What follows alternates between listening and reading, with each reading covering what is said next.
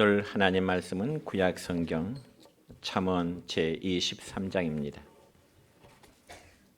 잠언 23장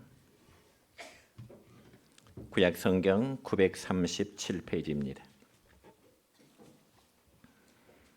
잠언 23장 22절부터 26절에 있는 말씀까지 제가 봉독해 드립니다.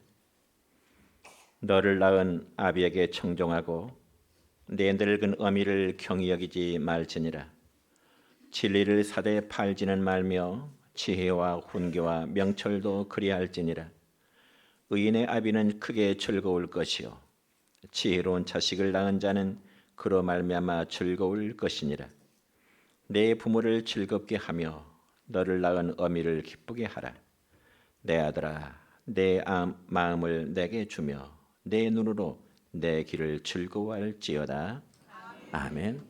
자, 사랑과 축복의 메시지 나눕니다. 사랑과 축복합니다. 예, 사랑과 축복합니다. 예. 자, 오늘은 구약 성경 잠언 23장 22절로 26절까지의 말씀을 중심해서 부모를 즐겁게 하라고 하는 제목으로 오늘 말씀을 선포하고자 합니다. 여러분, 오늘은 5월 가정의 달 두 번째 주일인 어버이 주일입니다. 저는 지금까지 목회하면서 1년 중 가장 설교하기 힘든 주일은 바로 오늘 어버이 주일입니다. 왜냐하면 어버이 주일에는 당연히 부모님을 잘 섬기라고 하는 그런 설교를 해야 되는데 제 자신이 그렇지 못하기 때문에 하나님 앞에서는 두려운 마음, 그리고 홀로 계신 어머니에게는 죄송한 마음, 또한 우리 성도 여러분에게는 부끄러움이 있기 때문에 그렇습니다. 그렇지만 오늘도 역시 저는 하나님 앞에 죄인된 심정으로, 그리고 두렵고 떨리는 심정으로 하나님의 말씀을 선포하고자 합니다. 며칠 전 기독교 관련 신문을 보니까 어떤 기관에서 가정의 달을 맞이하여 부모님께 드리는 편지라고 하는 주제로 글을 모집하게 되었습니다. 물론 많은 글들이 모아졌는데 그 중에 아버지 죄송해요라고 하는 그런 제목으로 쓴 어떤 주부의 글이 당선이 되었습니다. 그 내용을 간단히 소개하자면 이렇습니다. 그 주부의 아버지는 후천적으로 병을 앓다가 도중에 허리를 펼 수 없는 꼽추가 되었습니다. 그리고 자기는 장성하여 사랑하는 사람을 만나서 이제 결혼을 앞두게 되었습니다. 그런데 큰 걱정이 하나 있었는데 그건 다름이 아니고 홀로 계신 아버지가 꼽추라는 사실이 이 딸에게는 너무나 부끄러웠습니다. 그래서 자신은 결혼식장에 꼽추인 아버지의 손을 잡고 들어가는 것이 창피해서 큰아버지의 손을 잡고 들어가게 해달라고 아버지에게 부탁을 하게 됩니다.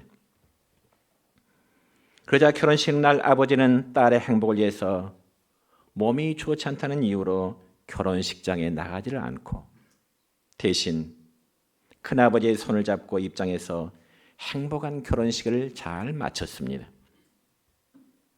그러나 그 이후로 아버지는 몇 날 며칠을 방에 누워서 괴로워하게 되었습니다. 그리고 한두 달이 지나자 결혼한 딸이 임신을 했다고, 그리고 입덧을 한다는 소식을 들었습니다. 그러면서 딸이 평소에 좋아하던 장아찌가 먹고 싶다는 또한 그런 말까지 아버지는 듣게 됩니다.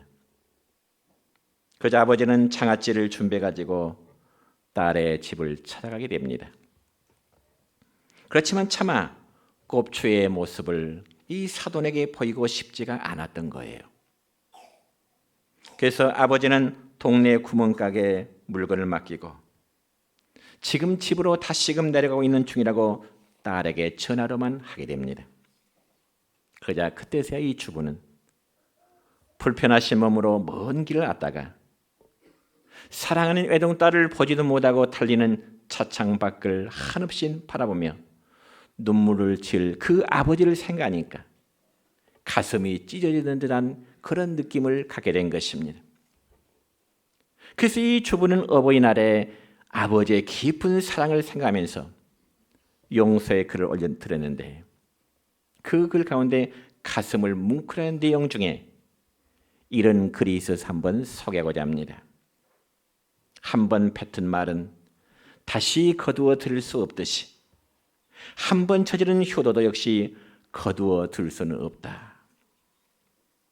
그러면서 이제라도 용서를 빌고 아버지에게 바르게 효도를 하겠다고 하는 그러한 참회의 글을 참회의 글을 쓰게 된 것입니다. 우리 사랑하는 성도 여러분요, 동서고금을 막론하고 부모가 자식을 사랑하고 자녀가 그 부모를 공경하고 효를 해야 된다고 하는 것은 인륜의 근본입니다. 그래서 성경에 보면 인륜의 첫 계명은 부모에게 효를 다하는 것이라고 말씀하고 있습니다. 여러분, 효와 관련된 성경의 몇 군데를 소개하자면 이렇습니다. 먼저 신명기 27장 16절의 말씀입니다. 함께 읽습니다. 그의 부모를 경홀히 여기는 자는 저주를 받을 것이라 할 것이요 모든 백성은 아멘 할지니라. 그리고 잠언 30장 17절 말씀입니다. 시작. 아비를 조롱하며 엄히 순종하기를 싫어하는 자의 눈은 골짜기에 까마귀에게 쪼이고 독수리 새끼에게 먹히리라. 출애굽기 20장 12절입니다. 내 부모를 공경하라. 그리하면 내 하나님 여호와가 내게 준 땅에서 내 생명이 길리라. 아멘. 여러분, 그 외에도 성경에 보면은 자녀가 부모를 효도하라는 말씀이 너무나 많습니다. 이처럼 하나님께서는 효도를 중요시 여기시고 그 부모를 공경하라고 가르쳤지만은 기독교가 우리나라에 처음 들어왔을 때는 근본을 모르고 효를 행하지 아니하는 외세의 종교 혹은 서방 종교에서 많은 배척을 받았던 게 사실입니다. 왜냐하면 우리 조상들의 전통적인 사상은 부모님이 세상을 돌아가시면 제사를 지내야 되는데 기독교에서는 왜 조상들에게 제사를 지내지 않느냐는 것입니다. 그러면 여러분, 돌아가신 조상님들에게 제사를 지내지 않으면 정말 부모를 공경하지 않는 것일까요? 아니죠. 기독교는 영혼이 떠나가 시체가 되어버리는 송장 앞에 음식을 차려놓고 듣지도 못하고 대답하지도 못한 이제 시체를 붙들고 울라고 말하지 않습니다. 그런 반면에 부모님이 살아 계실 때 효도를 잘하도록 그것이 바로 성경적인 진리입니다. 그럼 우리는 어느 누구의 신앙이 좋다고 할 때 그분과 하나님과의 관계도 중요하지만은 그 다음에는 부모님과의 관계가 좋아야 되는 것입니다. 이게 중요합니다. 그러니까 교회 생활에서 아무리 헌신하고 아무리 기도 생활 많이 해서 믿음 좋다는 사람이랄지라도 자기 부모님과의 관계가 좋지 않은 사람이라면 그는 올바른 믿음의 사람이라고 말할 수가 없는 것입니다. 여러분, 우리 부모님들은 이 땅에서 하나님의 대리자이십니다. 그래서 저는 해마다 어버이 주일 설교할 때마다 이 말씀을 빼놓지 않고 합니다.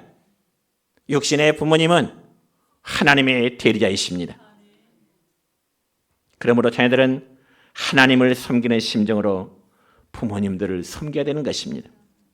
비록 부족하고 그리고 늙고 그리고 병들어도 부모님의 존재를 귀하게 여겨야 하나님을 섬기는 심정으로 바르게 섬길 수 있다는 것입니다. 사랑하는 성도 여러분요, 내가 내 자식을 사랑할 줄 알면서 부모님을 이해 못하고 섬기지 못한다면 그건 위선이고요, 그건 외식적인 신앙입니다. 그렇다면 구체적으로 우리가 어떻게 효를 실천하며 부모님을 공경해야 될 것일까? 오늘 본문의 말씀을 통하여 저와 여러분이 다시 한번 배우는 시간 되시기를 축원합니다. 여러분, 자녀가 부모에게 효도하는 방법이 무엇이냐라고 물을 때 물론 한두 가지로 답변할 수는 없습니다. 왜냐하면 부모에게 효도하는 방법은 아주 다양하기 때문에 그렇습니다.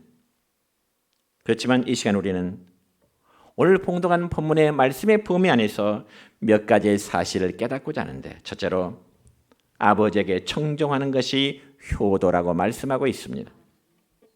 오늘 읽은 말씀 가운데 22절 첫 부분의 말씀 보면 이렇습니다. 시작. 너를 낳은 아비에게 청종하고. 아멘. 그러면 여기 너를 낳은 아비에게 청종하라고 하는 이 말씀의 의미가 무엇일까요? 이것은 바로 가부장의 권위를 인정하라는 것입니다. 물론 자식을 실제로 낳은 분은 어머니이시지요. 그런데 성경 말씀에 보면은 너 낳은 어머니에게 순종하라 말씀하지 않고 너를 낳은 아버지에게 순종하라고 오늘 읽은 말씀 속에 그렇게 기록됩니다. 그렇다면 여러분, 여자는 누가 낳았을까요? 그것은 바로 아담인 남자에게서 나왔습니다.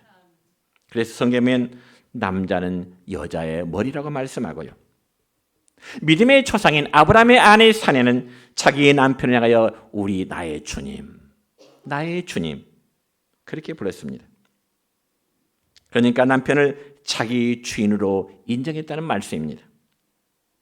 그러므로 어느 가정이나 그 가정이 잘 되고 또 질서가 유지되게 하려면 아버지의 권위가 서야 되고 그리고 남편의 권위가 서야 되는 것입니다.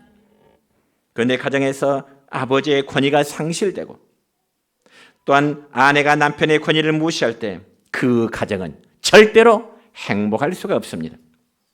여러분, 가정에서 권위를 잃고 무시당하는 아버지와 남편이 어디에서 길을 펴고 살 수 있겠습니까? 그래서 아버지의 권위와 남편의 권위가 지켜지는 가정이 바로 성경적이요 행복한 가정임을 믿으시기 바랍니다. 그게 바로 하나님께서 가정을 창조하신 창조의 목적이 되는 것입니다. 특별히 오늘은 어버이 주일이기에 부모님이 생존에 계시는 자녀들에게 다시 한번 고면합니다. 가정에서 부모님의 권위를 인정하며 순종하시기를 바랍니다. 그리고 너를 낳은 아비에게 청종하라는 말씀은 아버지의 말씀을 듣는 것으로만 끝나는 것이 아니라 그 다음에는 듣는 바대로 순종하라고 하는 의미가 되는 것입니다. 여러분, 시작 성경 가운데 마태복음 21장 이하의 말씀 보면은 예수님께서 비유적인 말씀을 하신 적이 있는데요. 어떤 사람에게 두 아들이 있었습니다. 그런데 어느 날 아버지가 큰아들에게 말하기를, 애야, 너 오늘 저 포도원에 들어가서 일 좀 해라. 아버지의 그 말씀에 큰아들은 조금도 주저하지 않고 바로 대답하기를, 예, 아버지 말씀하신 대로 포도원에 들어가서 일하겠습니다. 그런데 아버지에게는 포도원에 들어가서 일을 하겠다고 했지만은 돌아서 생각하니까 날씨도 덥고 힘이 들 것 같아서 큰아들은 포도원에 들어가지를 않았습니다. 그러나 아버지가 생각할 때는 그래도 큰아들이니 참 순종하고 포도원에서 지금 열심히 일하고 있겠지. 아버지는 큰아들의 순종에 대한 흐뭇한 마음을 갖고 있었습니다. 그리고 둘째 아들을 또 불러 말하기를, 애야, 지금 너의 형이 포도원에 들어가서 열심히 땀 흘리면서 일을 하고 있을 거야. 네가 가서 형 좀 도와줘라. 아버지가 둘째 아들에게 말할 때 둘째 아들의 대답은 단호하게, 아버지, 싫어요. 단호하게 거절합니다. 그리고 잠시 후에 둘째 아들은 가만히 생각해 보니까 아버지의 말씀 앞에 싫다고 거절했던 것이 너무나 죄송스럽고 또한 홀로 일하고 있을 형을 도와야겠다는 생각으로 마음을 돌이켜서 포도원에 들어가서 일을 하게 됩니다. 그 다음 성도 여러분, 이 두 아들 중에 큰아들과 둘째 아들 중에 누가 아버지의 말씀에 순종한 아들일까요? 큰아들일까요? 둘째 아들일까요? 물론 큰아들은 처음에 가겠다고 대답은 잘했지만은 가지 않았기 때문에 순종하지 않았고요. 둘째 아들은 어차피 갈 거면 처음부터 예라고 순종하고 갔으면 얼마나 좋겠습니까? 그런데 아버지의 속을 팍팍 긁어놓은 다음에 그 다음에 포도원에 일어갔으니 아버지의 마음이 어찌 기쁨이 되겠습니까? 그러니까 엄밀히 따지면 두 아들 다 순종하는 아들이 아니었습니다. 사랑하는 자녀된 성도 여러분, 우리가 마땅히 자녀의 도리를 해야 한다면 부모의 속을 긁어 판 다음에 하지 말고 순종함으로 하시기를 축원합니다. 부모님이 생존해 계시는 자녀들만 아멘. 아멘. 우리 아들, 딸 아멘. 크게 아멘. 네. 급조합니다. 여러분 시약성경 에베소서 6장 1절의 말씀을 보면 이렇습니다. 시작. 자녀들아 주 안에서 너희 부모에게 순종하라. 이것이 옳으니라. 아멘. 그런데 우리는 여기서 분명히 짚고 넘어가야 될 한 문제가 있습니다. 그게 무엇인가 하니 부모님이 너 예수 믿지 마. 이제부터는 교회 다니지 마. 이럴 경우 우리가 신앙을 포기하는 것도 순종하는 것일까요? 물론 그럴 수는 없습니다. 그렇다면 믿지 않는 부모님 앞에 자신의 신앙을 잃어버리지 않도록 하기 위해서는 어찌해야 될까요? 당연히 평소에 잘해야 될 줄 믿습니다. 어떻게요? 일단 부모님의 말씀을 잘 들어드리는 겁니다. 특히 어리석은 자녀들은 연세 드신 부모님의 말씀들을 잔소리로 여기는 경우들이 많죠. 그러면서 부모님의 말을 무시해버리고자 합니다. 이들은 세상에 못된 자식들입니다. 제 표현이 너무 셌나요? 부모님의 말씀을 잔소리로 여기는 사람, 부모님의 말씀을 무시하는 사람, 세상에 못된 자식들입니다. 율법에 보면 그런 자는 돌로 쳐 죽이라 그랬습니다. 물론 자식들이 부모님의 말씀을 들을 때는 말도 안 되는 소리처럼 들릴 수도 있습니다. 그러면서 자녀들은 부모님의 말씀을 잘 들어야 됩니다.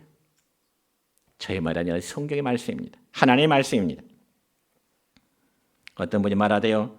사람이 늙어지면 남는 힘이라고 하는 것은 입밖에 없다고요.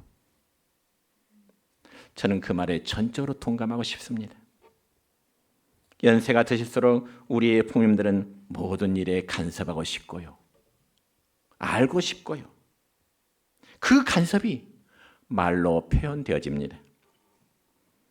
그렇다면 자녀들은 부모님들의 말씀을 잔소리 여기면서 무시할 것이 아니라 그래도 건강하시다는 증거로 받아들이시기 바랍니다. 그러므로 다시 한번 우리는 너를 낳은 아베에게 청종하라는 말씀을 귀담아 새기시기를 축원합니다.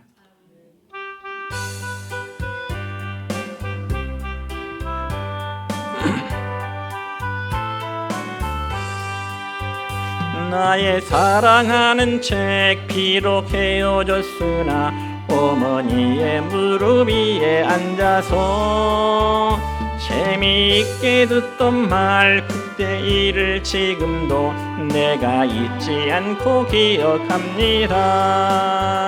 귀하고 귀하다 우리 어머니가 들려주시던 재미있게 듣던 말 이 책 중에 있으니 이 성경 심히 사랑합니다. 옛날 영맹스럽던 다니엘의 경험과 유대 임금 다윗왕의 역사와 주의 선지 엘리야 바람 타고 하늘에 올라가던 일을 기억합니다. 귀하고 귀하다 우리 어머니가 들려주시던 재미있게 듣던 말 이 책 중에 있으니 이 성경 심히 사랑합니다. 두 번째는 어머니를 경히 여기지 말라 했습니다. 이것이 효의 방법입니다. 첫 번째는 뭐라겠죠? 아버지의 말씀을 청종하는 것, 아버지의 말씀을 잘 들어드는 것이 효도라면, 두 번째는 어머니를 경히 여기지 말라. 오늘 성경에 기록된 이 12절 하반절의 말씀 보면 이런 말씀이 있습니다. 내 늙은 어미를 경히 여기지 말지니라. 여러분, 특별히 사람들이 어렸을 때는 자기에게 가장 소중한 존재가 누구인가를 말하면은 엄마, 어머니라고 말합니다. 그렇지만 장성한 다음에는 어머니를 무시하는 경우들이 나타납니다. 그래서 방금 읽은 본문의 말씀을 보면 그냥 너희 어미를 경히 여기지 말라 하는 것이 아니라 너희 늙은 어미를 경히 여기지 말라, 그렇게 기록됩니다. 너희의 늙은 어머니를 경히 여기지 말라. 여러분, 경히 여기지 말라는 말은 함부로 대하지 말라는 겁니다. 함부로 대하지 말라. 그래서 부모가 자식에게 위로를 얻어야지 자식 때문에 부모의 마음이 상하고 눈물을 흘려야 되겠습니까? 이 땅에서는 아버지뿐만 아니라 어머니도 역시 하나님의 대리자로서 자녀된 우리가 섬겨야 할 분들임을 여러분 믿으시길 바랍니다. 여러분, 구약성경 열왕기상 2장 20절의 말씀을 보면 이스라엘의 솔로몬 왕은 그가 왕이 된 다음에도 내가 어머니의 청을 거절하지 아니하리이다, 이렇게 말씀합니다. 다시 말씀드려서 솔로몬은 자신이 왕으로서 아무리 권력을 가지고 있고 왕으로서의 지위를 갖다 할지라도, 또한 어머니가 아무리 늙고 병들고 모든 사람들에게 비난을 받는다 할지라도 어머니를 함부로 대하거나 어머니의 존재를 무시하지 않았다는 것입니다. 그런 솔로몬을 하나님이 축복하지 않으시겠습니까? 사랑하는 성도 여러분이요, 설령 연세 드신 부모님들이 배우지 못하여 무시할 수도 있습니다. 그리고 젊은 자녀들과는 많은 세대 차이가 있습니다. 그래도 늙은 어머니를 경멸해서는 안 됩니다. 그리고 부모를 무시한 사람은 결코 복받을 수가 없기 때문에 그렇습니다. 자녀들은 늙지 않나요? 우리 육신의 부모가 이 세상에서 자녀들 위해서 헌신하다가 세상을 떠나셨다면 자녀들도 역시 늙음이 있다고 하기 마련입니다. 애화집에 보니까 이런 글이 있어 인용해 보고자 합니다. 여러분, 미국의 한 불쌍한 과부가 산기슭을 일구어 닭을 기르고 그리고 싹발레를 하면서 바느질하면서 아들을 공부시켰습니다. 그자 그 아들은 어머니의 그 수고름에 보답하기 위해서 열심히 공부해서 대학 졸업식에서 금메달의 영광을 얻게 됩니다. 그러나 그의 어머니는 아들의 영광스러운 졸업식에 입고 갈 만한 반듯한 옷 한 벌이 없습니다. 그래서 그의 어머니는 자기 아들의 영광스러운 졸업식에 누추한 모습을 보이지 않게 해서 부득이 참석할 수 없노라고 아들에게 이야기합니다. 그렇지만 아들은 막무가내로 어머니가 참석하지 아니하는 자신의 졸업식은 금메달도 아무런 의미가 없으니 어머니 꼭 참석해 주셔야 됩니다. 그래서 어머니는 할 수 없이 남루한 옷차림과 새카맣게 탄 얼굴로 아들의 졸업식에 참석했지만 아들을 부끄럽게 하지 않으려고 저 뒤편 기둥 뒤에 이제 숨었습니다. 그자 그 순간 아들이 단상에 올라가서 졸업 연설하게 됩니다. 그러면서 우리와 같은 박수 속에 금메달을 받은 다음에 그 아들은 저 뒤편 기둥 뒤편에 숨어있는 어머니에게 달려갑니다. 자기 목에 걸었던 그 금메달을 어머니의 목에 이제 걸어드리면서 이 모든 것은 어머님의 은혜요, 이 메달은 마땅히 어머니가 받으셔야 됩니다. 눈물 어린 목소리로 감사했습니다. 여러분, 그가 바로 미국의 제28대 대통령이었고 민족 자결주의를 제창한 윌슨 대통령이었습니다. 저는 이 글을 읽고 마음에 감동이 되었습니다. 여러분, 이처럼 훌륭하고 정말 그에 될 사람은 자기 어머니의 존재를 두고 존경하고 잊지 못하는 것입니다. 다시 한번 생존에 계시는 부모님이 생존에 계시는 우리의 자녀된 성도 여러분이요, 아버지, 어머니, 부모님을 사랑하십시다. 존중하십시다. 공경하십시다. 이것이 바로 하나님께서 우리에게 약속하신 바의 복이 되는 것입니다. 여러분, 지금으로부터 제 38년 전, 그러니까 1988년 12월 7일에 저 구소련 남부지역 아르메니아에서는 대지진이 발생했습니다. 그런데 그 당시 아주 감동적인 이야기가 있습니다. 여러분, 무너진 콘크리트 더미 속에서 4살 박이 딸을 안고 있는 한 어머니가 지진 발생 14일 만에 발견되는데 모녀가 산채로 발견되었습니다. 그런데 보통 성인은 음식이 끊어져도 자체의 수분과 단백질로 인해서 약 10일 정도는 그 육체를 유지할 수 있는데 아이들이라면 3일 정도밖에 버틸 수가 없다고 하는 거죠. 그런데 어떻게 해서 그 아이의 생존 가능성의 5배가 되는 14일 동안 죽지 않고 그 무너진 이제 콘크리트 속에서 생존할 수 있었을까? 그건 바로 어머니의 희생과 어머니의 헌신 때문이었습니다. 엄마는 아이를 살리기 위해서 허물어진 잔해 속에서 유리 조각으로 자기의 손가락을 찔러서 자신의 피로 아이에게 수분을 섭취시켰다는 거죠. 한번 상상해 보세요. 자기의 10손가락을 찔러서 흐르는 피로 아이를 살리는 그 어머니의 위대한 사랑이 구조자들의 마음을 뭉클하게 할 수밖에 없는 겁니다. 그래서 구조대가 아이와 어머니를 구조했을 때는 어머니의 10손가락 이미 성한 데가 한 군데도 없더라는 것입니다. 이성이처럼 헌신적인 사랑이 어디 있겠습니까? 그 누가 어머니의 사랑을 대신할 수 있겠느냐 그 말이죠. 그런데 어째서 낳고 기르신 어머니를 늙고 병들고 아무것도 모른다고 경솔히 여겨야 되겠느냐는 것입니다. 사랑하는 성도 여러분요, 노인들은 70세 이상이 되면은 뇌 세포의 약 60% 이상이 기능을 제대로 발휘하지 못한다고 그러대요. 그러다 보니까 말이 많아지게 되고 설상가상으로 그 중에 의미 없는 말이 많아지게 되고요. 잘 대화가 이루어지지 않습니다.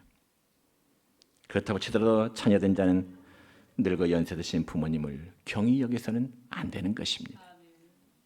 그래서 세 번째는 부모를 즐겁게 하는 것이 효도라 그렇게 말씀합니다. 다시 한번 정리해 볼까요? 효도란 첫째는 아버지에게 어떻게 해요? 아버지의 말씀을 잘 청종하는 것. 두 번째는 어머니를 경히 여기지 말아라. 함부로 대하지 말아라. 세 번째는 부모를 즐겁게 하라는 것입니다. 오늘 읽은 말씀 가운데 본문 25절의 말씀입니다. 시작. 내 부모를 즐겁게 하며 너를 낳은 어미를 기쁘게 하라. 아멘. 여러분, 효도의 본질적인 문제는 부모님을 즐겁게 해드리는 것입니다. 동감하십니까? 저희 아버지는 40대 후반에, 그러니까 제가 군대 생활을 할 때 중풍병으로 돌아가셨습니다. 그러니까 지금 생각하면 나이 40대 후반이라면 한참 때 아닙니까? 근데 그 세월 동안 저는 자식 도리를 제대로 해보지 못했기 때문에 늘 돌아가신 아버지 앞에 늘 죄송스러운 마음 갖고 일평생 살아가고 있습니다. 그렇다면 우리 모두가 지금이라도 돌아가신 혹은 생존 계신 부모님을 기쁘시게 드리기 위한 진정한 효도의 방법이 무엇일까요? 첫째는 의롭게 사는 것입니다. 쉽게 말씀드려서 자식들은 부모님들 앞에 속 썩이지 말고 착하게 살라는 의미입니다. 그래서 오늘 읽은 말씀 가운데 24절 첫 부분의 말씀을 보면 의인의 아비는 크게 즐거워할 것이요 이런 말씀이 기록되어 있습니다. 그러니까 비록 자녀들이 세상적으로는 출세하지 못했다 할지라도 의롭게 사는 것, 즉 착하게 사는 것이 부모님의 마음을 즐겁게 해드리는 것이요 효도의 하나의 방편이 된다는 것입니다.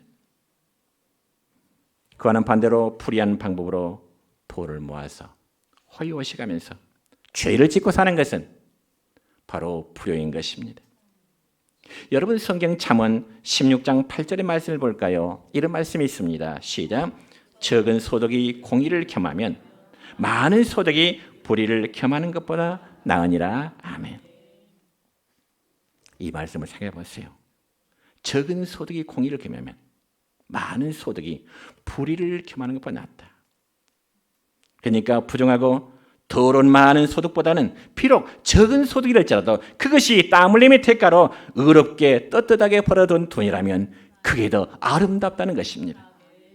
여러분 부모를 참으로 기쁘게 해드리는 자녀는 무엇보다도 정직하고 그리고 정의롭게 세상을 살아야 되는 것입니다. 여러분 성경 또 볼까요? 잠언 23장 16절의 말씀입니다. 시작. 만일 내 입술이 정직을 말하면 내 속이 유쾌하리라. 아멘. 자식의 말이 항상 정직히 말하면 부모의 마음이 유쾌하다. 기분이 좋다는 거죠. 자식이 부모의 마음을 속이면 부모의 마음은 유쾌한 것이 아니라 소강하게 된다는 말입니다. 이처럼 부모의 바람은 자식들이 정직하게 생각하고 정직하게 말하고 정직하게 살아가게 됨을 말씀하고 있는 것입니다. 두 번째로 지혜롭게 사는 것입니다. 또 성경 말씀 24절 하반절의 말씀입니다. 시작. 지혜로운 자식을 낳은 자는 그로 말미암아 즐거울 것이니라. 아멘. 또 잠언 29장 3절입니다. 시작. 지혜를 삼하는 자는 아비를 즐겁게 하여도 창기와 사귀는 자는 재물을 잃느니라. 아멘. 이런 말씀 보면 우리 성도들이 이 사악한 세상을 살아가면서 지혜롭게 살아가는 것이 부모의 마음에 누구를 끼치지 않고 자식들이 걱정의 대상이 되지 않는다는 것입니다. 사실 사람은 지혜롭지 못해서 위험한 것을 깨닫지 못하고 망하기도 하고 지혜가 지혜롭지 못해서 망하기도 하고 남을 속이기도 하고 심지어는 자신의 건강까지 해치는 그런 결과를 맞기도 합니다. 그래서 이 모든 행위들은 부모에게 근심을 끼치게 되는데 그러면 과연 진정한 지혜는 어디서 오는 것일까요? 이 점에 성경은 답을 주고 있는데 잠언 9장 10절입니다. 시작. 여호와를 경외하는 것이 지혜의 근본이요 거룩하신 자를 아는 것이 명철이니라. 아멘. 여러분 우리 성도는 지혜로운 자가 되어야 하나님을 바로 경외하고 또 육신의 부모에게도 효를 다함으로 기쁨을 드리는 성도 여러분 되시기를 바라며 마지막으로 인터넷에 올려진 하나의 글을 제가 소개하고자 합니다. 부생모육 그 은혜는 하늘보다 높건만은 청춘남녀 많은 중에 효자 효부 귀할세라. 시집가는 새학시는 시부모를 싫어하고 장가가는 아들네는 살림나기 일심이라. 제 자식이 꾸짖으면 싱글벙글 웃으면서 부모님이 책망하면 듣기 싫어 성을 내며 시끄러운 자식 소리 듣기 좋아 하면서도 부모님은 두 말 안에 잔소리라 빈정대네. 소가 아파 누우면은 가축병원 찾아가도 늙은 부모 병들면은 애사롭게 생각하네. 10 자식을 기른 부모 하나같이 길렀건만 10 자식이 한 부모를 어이하여 못 섬기나. 안 먹어도 상관없는 술 담배는 빨고 먹고 늙은 부모 기쁘시게 무슨 대접 할 수 있나. 기도드립니다.